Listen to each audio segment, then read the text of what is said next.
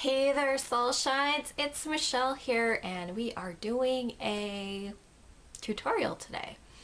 I have only been knitting for 6 or 7 months, but that doesn't mean I don't have a tip or two to share with you about knitting.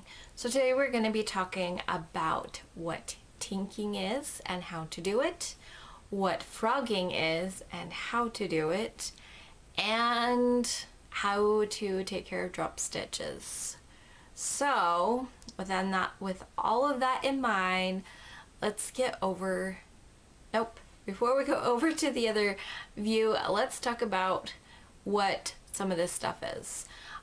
So drop stitch is like when you're knitting along and somehow maybe you are missing a loop on your thing, and when you look down you can see where the loop is kind of hanging down lower. That would be a drop stitch, and there's a way to get it back up to where it needs to be. Sometimes, especially when I am frogging something, talk about what frogging is in a second.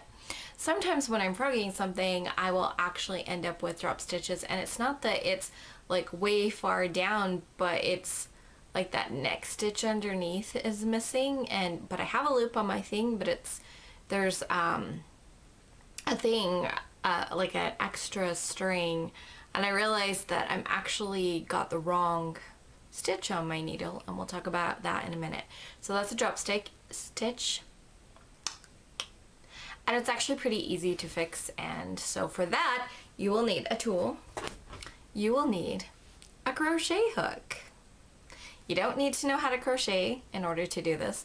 You just need a crochet hook, smaller than your needle size. So if you are doing, I have a pair of socks here I'm working on, that is a very tiny needle. So for that, I use a very tiny crochet hook. For what we're going to be working with today, I'm using a needle that's a little bit bigger, so I'm just using what is this? A size E hook.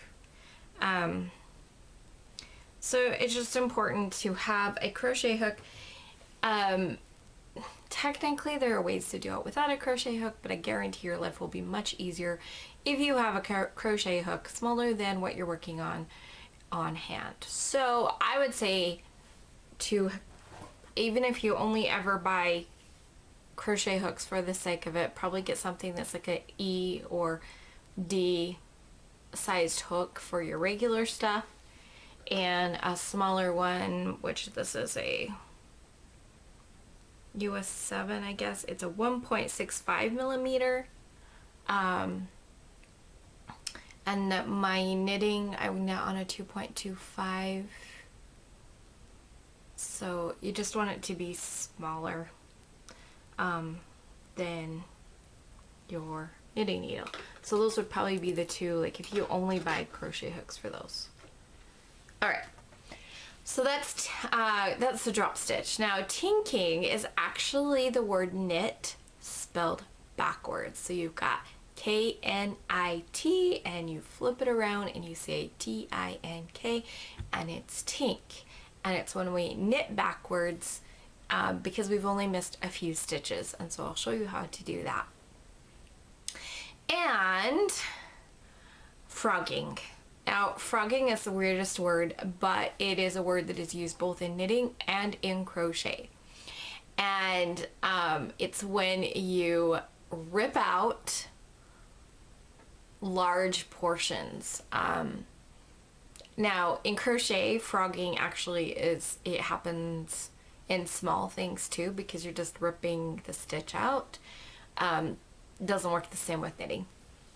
And it's called frogging because you rip it, and it sounds like ribbit, right? So it's called frogging. I guess that's why it's called frogging. That's what I've heard. That sounds good to me, works for me. Frogging can also be when you've decided to discard the entire project and you're like, I am just done, I'm not doing this. It can be because you have a lot of mistakes lower on in your project, or you like just messed up big time, and so you need to frog larger portions of your knitting. that it's just too far to tink. So we will talk about how to do that as we move to the other view. I got a new setup here. I went and got myself a little table, just like a little tray table thingy. I don't know what they're called anymore. TV tray maybe. Got a couple of poster boards. I had recorded everything for this video, and when I was looking back through it, half of it was off camera. So I was like, I've got to come up with a different way. So this is what I'm doing. I decided to redo the whole video. Now I have the table, and hopefully everything will actually be on camera and not hurt my back so bad. So we're going to start with tinking, and I have some ribbing here. Tinking, you do, maybe you realized you were purling or going along, maybe you purled these two when they were obviously supposed to be knit with your ribbing here. I've done that a few times. I'll get going on the knit, I'm like, oh no, I was supposed to purl. Or I'll go along on the and I'll be purling, I'm like, oh no, I was supposed to knit.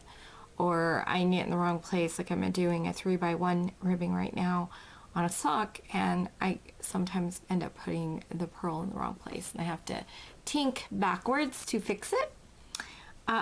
So I personally hold my yarn in this hand, and that's kind of a problem for tinking. Not a big problem, but it's a little more awkward than for the people who hold it in this hand. So some key things, just like when you're knitting, you have your string in the back. If you are tinking and you have your string in the back, if you're knitting. If you are undoing a purl, you have your string in the front. And that is very helpful. So if I held it in this hand, you can see that where, maybe if I'm actually got this up close to the edge like it's supposed to, you can see that this yarn that goes across around the needle goes down through right there, and when you hold the string in this hand, it kind of opens up the place, and it's easy for you to see where to put your needle in, because you always put it in where it's coming out. I feel like these are backwards. I did it wrong, and I have to redo it because I'm so used to doing it on here with my holding my yarn in this hand that I accidentally goofed up. So if you're holding, one thing is you're gonna go from the front through this thing, through that hole that gets made up there. You're gonna go through under there and slide it off, and then the string comes, you pull the string back to the back. You have to adjust because this loosens up as you take stitches off. Okay, and then you bring it forward to do under you're gonna go in from the front, and you're gonna go in, it's kind of underneath that purl bump right there. You're gonna go underneath, and gonna go underneath again, and then your yarn needs to be in the back. And again, even though the purl bump's on the back, you can see it here, you need to go underneath that purl bump in that hole that's there. Okay, so that's kind of how you tink with it in that hand. Now in this hand, which is where I'm used to holding knitting, I hold crochet in this hand, knitting in this hand. On this side, it's kind of harder to see. This yarn, this is big enough needles that the holes are really, it's very loose knit, but on my socks it's tighter, so it's harder to see. When I pull it up, because it goes up like kind of up behind the thing, but I go in underneath that bar into this hole from the front and pull it out, and then I need to pull my yarn to the front because it's a purl that I'm undoing, and the purl's a little bit easier to see because I hold it up. Whoops, don't take that off. I can hold it up there, and then right where that's coming out right there is where I stick it in. And this is another purl. If I hold it in front, it kind of comes up over and I put it in and pull it out, and then I can go in here, like again, we're going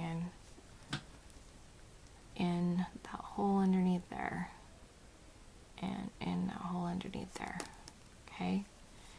And as long as you go in from the front, the way that you went in, it will get on your, it will end up properly on here. So that's for tinking. That's when it's, you know, within a few stitches from where you ended. So I usually, if it's not too far back, then I will tink. I have another piece of fabric, and this fabric is stockinette. So stockinette means that you, if you have knits on one side and pearls on the other side. The technique we're going to use, we are going to use on the knit side, always the knit side. Even if you purled all your stuff, what we're going to do is easiest if you come to this side. So sometimes as I'm doing stockinette, I will feel something and it will feel wrong, and then I try to figure out what's wrong with it, and it's something that I need to fix. I do, however, have a spot that's kind of off and it feels different because I actually twisted a stitch. I did it on purpose so that I would have a twisted stitch where I can just be like, you kind of look at it and you don't necessarily see it, and now that I'm aware of where it's at, instead of the V's coming down and looping in together, this one kind of crosses over in front of it, and that's a twisted stitch. I have that twisted stitch and I have a purl, and I did the purl in there. I wouldn't have made a purl mistake in this, but I wanted to show you, you know, like, oh my gosh, I made a purl, like, oops, how did I do that, kind of thing. So one of the things that I do is I get a couple stitch markers. This helps me. I'll come here and I'm like, okay, my mistake's right there, and I trace that column up here. So that's my stitch that I need to fix. I'm gonna put the stitch marker here, that close, because I'm knitting from this side. This is where my end is, so I'm gonna put it there. If I was knitting from this side, then I would put it on this side. And so my twisted stitch is right here, so I followed it up the column, and it's this stitch right here. So I'm going to put this one over here. And the reason I put a stitch marker, and if I have, okay, I'm going to finish that thought first, is so that as I'm knitting along, I'm like, oh, I've got my stitch marker there. That tells me I need to fix this column. And then I go and I need to fix this column. If I'm working in the round and I have a stitch marker to mark the end of the round, I make sure that these stitch markers look very different so I can tell them apart. What I'm going to do, now that I've got it marked where I need to fix, I'm going to do my knit and knit and knit, and I'm knitting along, and oh look, there's my stitch marker. I'm going to take and slide it off, except for somehow I caught the thing. And so I know that I need to fix this. And this is where my handy dandy crochet hook comes in handy.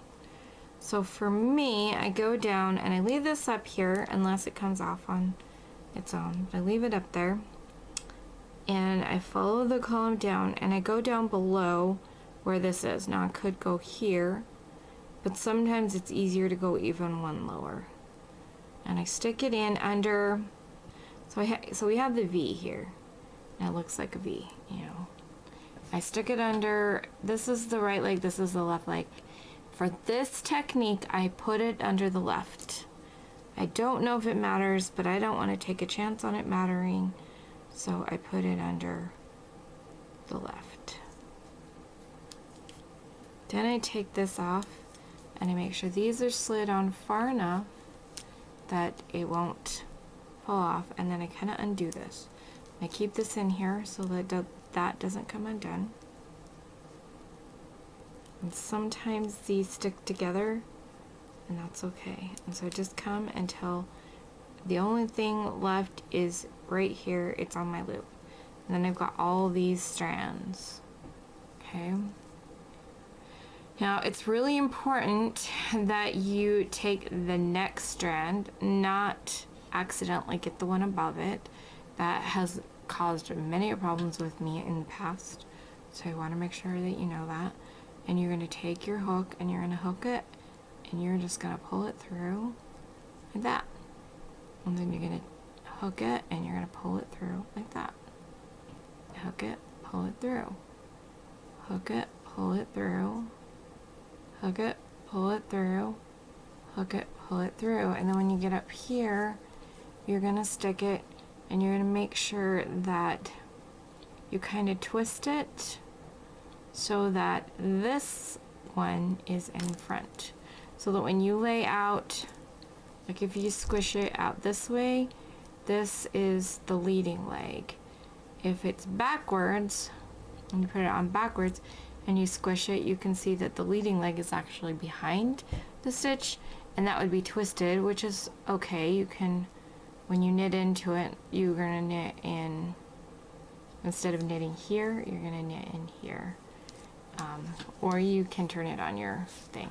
So then you're gonna go start knitting again, and I'm gonna knit over to here where I know I have another problem. I'm gonna take my hook thingy off, fix my little thing. Okay, once again, I'm gonna take this down. I'm like, okay, there's my purl stitch. It's not supposed to be a purl, so I'm gonna stick it in under here. And then I'm gonna take that loop off, make sure these ones are down so they don't get undone. Undo these, which sometimes get caught together. And now I can see that there's no other loops. That's the last one. And so I'm going to do it again. I'm going to hook it and pull it through. Hook it and pull it through. Hook it and pull it through. Hook it and pull it through. Hook it and pull it through. And once again, I'm going to kind of turn so that I'm going in over here, not this way. I'm going to turn it and go in here so that when it's on, my this leading leg is in front, and it's the next one I go into. The other thing that I do is then I go down and I kind of stretch the things. If it's not stretching, and then there's other things you can do, which I'm not going to do in this video, and it's all fixed. Now it looks better and looks like it's supposed to be, which is all fine and dandy if you are working in stockinette, or even on that ribbing one. You can let me pull out my ribbing again. So on the ribbing, if the mistake is down here, I would come in and I would put it in here, undo, and I would fix it. If the mistake was in one of my purl things, I would actually turn it over, find where the mistake is, and again go in here. I work with my knits. That's the easiest way. Okay, so that's pretty cool, because these are columns of knits. Columns of knits, doesn't matter whether you purled them or knitted them, it just matters that you're working from the side that looks like a knit. Okay, so what if you have garter stitch? Well, let's take a look at garter stitch. Okay, so the problem with garter stitch is you knit and then you turn it over and you knit and then you turn it over and you knit, and so you're going back and forth. When you actually look at the fabric, you've got little V's that are knit, and you've got little bumps for the purl side, and V's and bumps and V's and bumps, and so it doesn't quite work the same to just crochet up. So let's look at what we would do. Again, I'm going to come down and I'm going to kind of pull it out a little bit so that I can see the V's. I'm going to pick a V, and I'm going to stick it in. I think I'm on the right row. Yeah. Okay. So I'm going to pull it down, and then I'm going to pull these out just like I would. Squish that down so it doesn't fall off. Okay. So I still pull it out, and I still get all my lines. Okay. Got all of my lines. And as you can see, I'm coming through, I've got my purl there. So I know that I get to just do it like I would normal. But the problem is, if I did another one, then I've got a knit on top of a knit, and we don't want that because garter stitch switches back and forth. And so you have to, some people might, I don't know how they do it. I think some people figure out how to come in and move it. I have to very carefully hold my thing, switch my hook around so I don't lose it, come in from the back, turn my work over so that I can be on a side that needs a knit again. So I'm going to pull it through. Now sometimes I can go like this, and maybe that will work. Let's see. Yeah, the problem with that is it twists your stitch around. So yeah, I don't like that. So then I'm gonna come through and I'm gonna pull it again. I'm gonna pull it up enough so that if I hold it, I don't lose it. Make sure I'm coming down underneath those strings. I turn it over because it's easiest for me. Pull it through again. And then once again, and sometimes I can pull it through this way. This is one thing I will do, and then I'll pull it off. Because I want my loop to be sitting this way. I don't want it to be twisted either direction. I want it to be sitting so it comes out that way. And then I'm gonna just pull it through again, and this time's a little easier because it's right on top. And I could just do this, but I find that not impossible, but a little awkward. And again, we're going to make sure we put it on the right way. And now it's ready to go. And you can't even tell that I did anything.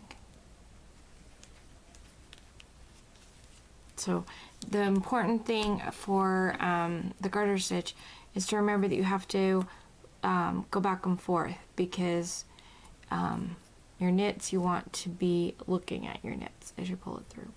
That's my opinion. Okay, that I believe is it for, yeah, that thought went out my head. That's it for working with drop stitches like this. There is another thing. Sometimes, I'm gonna just pull this one stitch out. Sometimes, especially if I've been working frog dissection, I will sometimes have it where I'm coming along and it's like, whoa, how'd that loop get there? And it's off. Now I could go, of course, and I know this is the one it comes with, or it goes into, so I could go off and I could pull it up like this, right? That's one method for doing it. Another thing you can do is actually stick your, if it's supposed to be a purl like this one would be, stick your hook in from the back, loop it down around, and pull it up, and then put it on your hook or needle, and then you've got it back on, and you can continue working, and it's all fixed. I'm going to go in as if to knit, and this time I'm going to reach down and I'm going to grab the that loose string, and I've got it up on my thing, and then I'm going to transfer it back over. I'm going to go in this way because if I just transfer it this way, it's backwards. So I'm going to go in this way so that, again, we have it now mounted where when I stretch it out like this, the leading stitch is in front. And then we're back on track to keep going. No longer need the crochet hook because I'm working on something else now. I'm going to show you my technique. I've never seen anybody do this for frogging situation. Usually when people frog, what I've seen people do is they just pull this out. They've got their live stitches, and then they'll just pull them off. And then they will go in and stick in their needles, hopefully coming from the back if they can. Sometimes they'll hold them and they'll put them back on. Okay. Every time I do this, I end up with my thing stretching out. Not so much probably, this yarn would probably be fine, but with my, see how that just went under, and then I would have to use, basically what I would do if I was doing this, I'd go in and I'd be like, okay, get on my needle, and I can't really tell what that one's doing, so I'm going to end up with split, or I'm going to pull it off, just so I can get it on. It's going to get on whatever direction I can. And then when I've got it all, everything on here, and I end up splitting everything and losing things, and it's just a battle for me. See, I haven't even figured out what's going on there. And then I have to go in and use my crochet hook or that other technique I just showed you to fix those. And it's just too much stress for me. Just too much stress. So I took the technique of using a knitting needle that has a smaller diameter than what we're working with. You could use the same size, but smaller is easier. Okay, I'm going to set this over here for a second. So what I'm going to do is use this to pick up stitches. We're going to use on our little V's here. So we've got our V. We're going to use the right one. So when you got the V here, you're going to use the right leg this time. Right leg, right leg, right leg. This way's the right leg. Crochet hook is the left leg. The knitting needle is the right leg. Just like for me, this is silly, might not work for you, but when I crochet, I hold my yarn in my left hand. When I knit, I hold it in my right hand. I know that's silly, but maybe hearing some silly thing like that will help you remember. Okay, so we're going to come way over here. And I did not do anything fancy with my edges. I just knit and purled. I didn't really care. So I don't have slip stitches or garter stitches on my edges. So I'm going to pick up my first right. And I'm going to try very hard to stay on the same row. And I'm just going to keep picking up the right stitches. Make sure the right leg. If it's hard to go in, like if I were to go in right there, I have actually got not only the right leg, but like something down at the bottom. So if it's a little awkward, differently than the rest of them, you may be getting the wrong. I was also trying to get the left leg, so it should be fairly easy to go in. If your fabric's a little denser, it might be a little harder, but it's still, if you're using a smaller needle, it should be fairly easy. And you're just going to keep going in across. Pick up these. Now this isn't a perfect process. There can be mistakes. Maybe I didn't get the same row or things like that. And there are ways to fix it. Okay, hopefully that's everything. Looks like it. Okay, so I will pull it down back here. If you are working on a straight needles without the, without the circulars, then you wouldn't obviously put it down. Okay, so, and then I'm just gonna rip it out. I'm just gonna rip it and rip it and rip it and rip it and rip it and rip it and rip it and rip it and rip it. And okay, see, I show you, I did not make it onto the same row somewhere. Or it's, nope, it just got caught there, I think. Nope, it isn't. Okay, so I didn't make it on the same row. This is down a low rower, low, yeah. This is down, this ended up down, I jumped down a row, and that's okay. What I would do is I will take my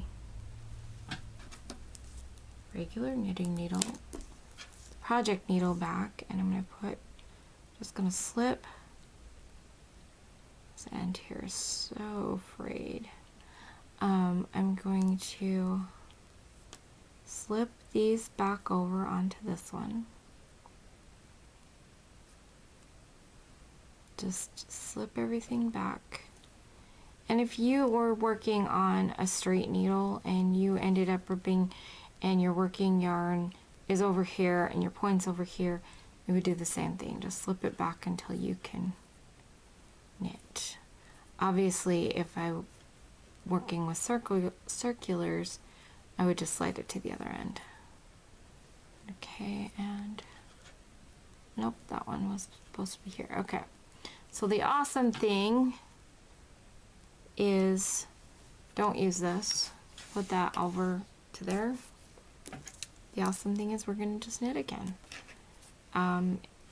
It doesn't matter what you knit off of. Oh, I do find, I'm going to pull this back out again. I do find it's good to put the needle in for the last stitch you did, just to help with the tension. Otherwise, I would end up accidentally tightening it down to the smaller diameter. So I do end up putting my last stitch there. Then I knit to the end. Now, in the perfect world, I would have gone all the way across on the same row, and everything would have just ended up on the needle, and I would be perfect and just start working off of it. Okay, so then what I'm going to do is now I'm going to be purling, because I'm not working in the round, I'm working flat. So I will purl across until I get to the end of the stitches that are on here. So I knit my last one off of there, and now everything else is on here, and I'm just going to work off of here. I'm just going to work them off of here. It doesn't matter what your live stitches are on, it matters that you use the right project needle. So I'm just going to keep working until I'm done, and now I have just frogged that whole section, and I didn't drop any stitches. I did have a little awkwardness because I was on the wrong row, but that wasn't a big deal. It was pretty easy to fix. Say you wanted the whole, or you wanted just to take off that top row, that's actually pretty easy. You're going to come in here, find your right one, and you're just going to go down underneath that very first one, and this is super easy. You are not going to end up on the wrong thing. The only time this one is a challenge, it starts getting a challenge the closer you, or the further you get. If you have a cord and you can move it onto the cord, that's easier.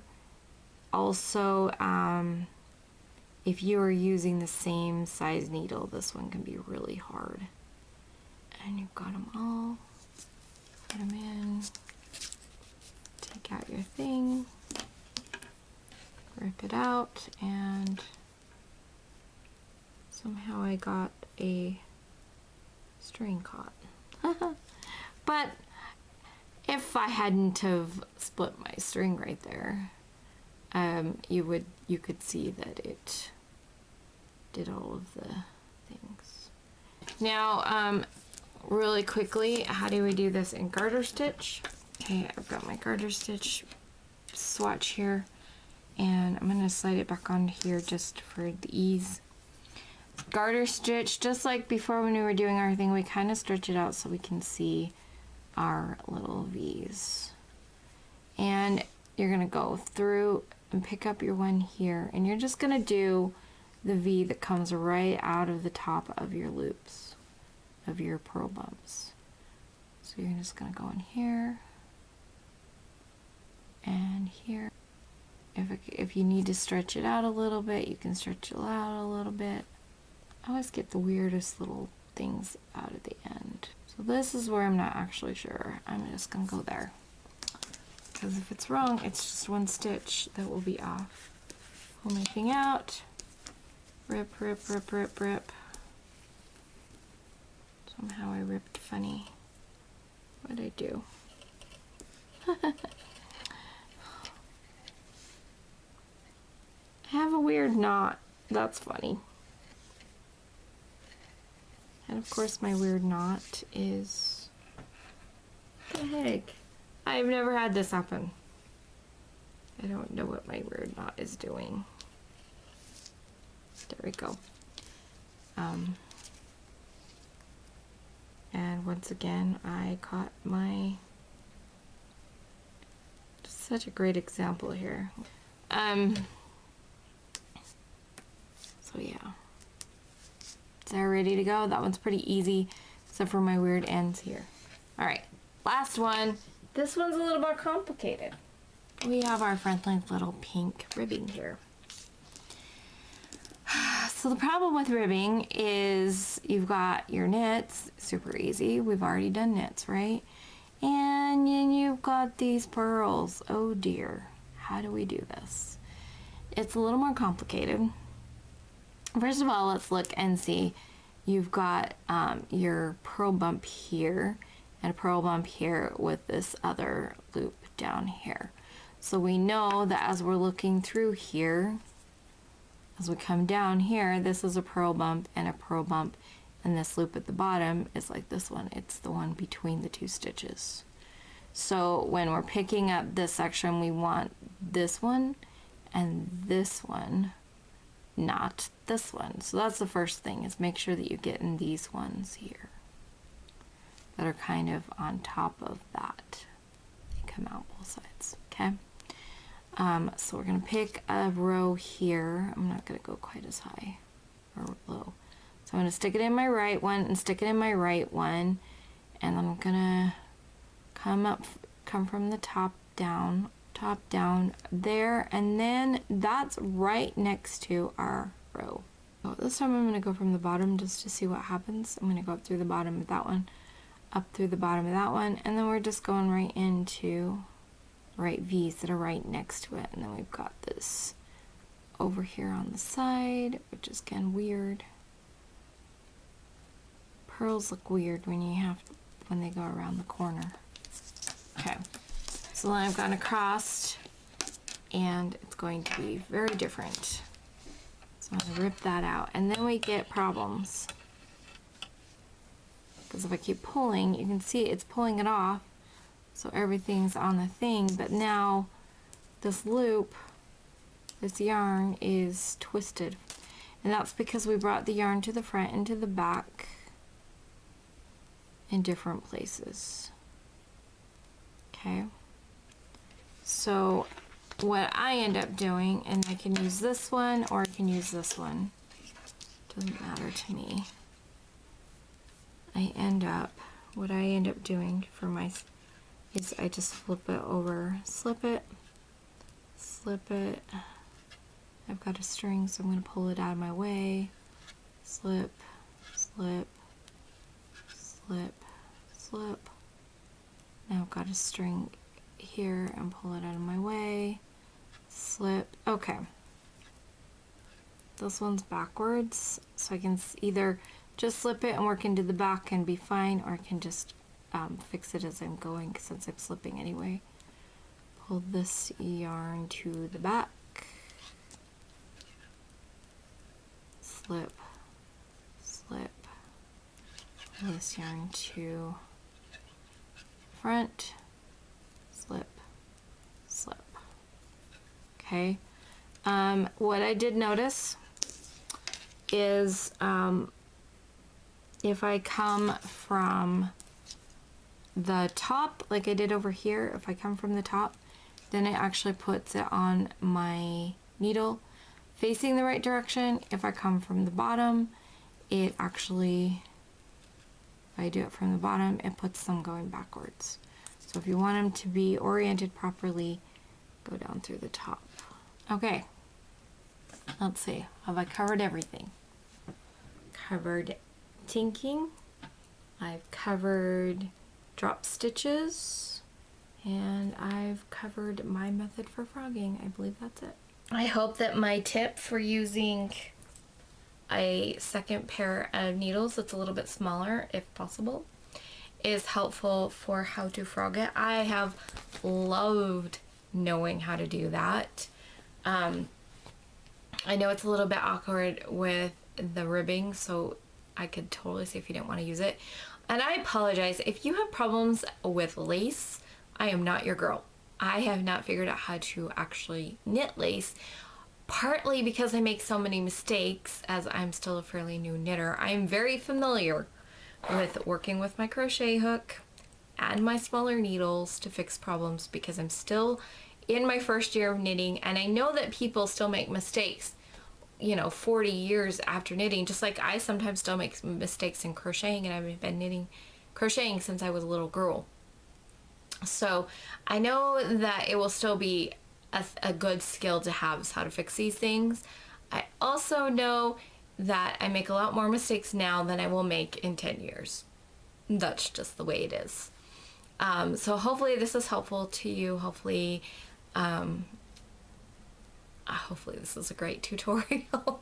If not, stick with me anyway. Currently the plan is to do creative expressions, a crochet tutorial, a knit tutorial if I have one, and then a creative expression. So every 3 weeks there's a creative expression video.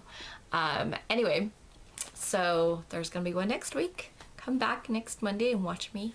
And remember to let your light shine through your creations. Let me know in the comments what you are working on, what you're making. I would love to know. You can follow me on Instagram.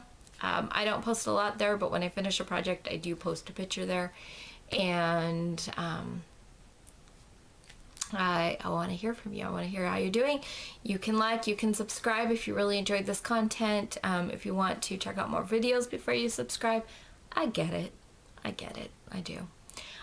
So I guess that's it. I've already told you to let your light shine through your creations. So we'll see you next time.